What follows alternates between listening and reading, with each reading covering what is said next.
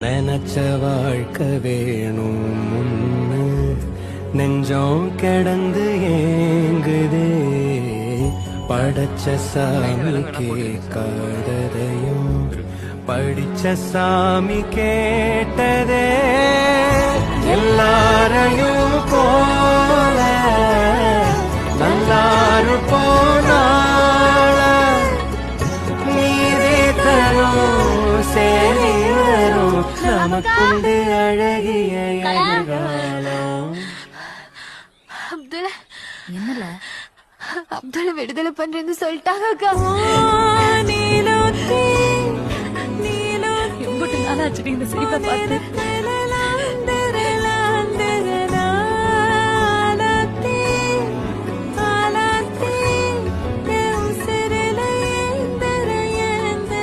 நினைச்ச வாழ்க்கை வேணும்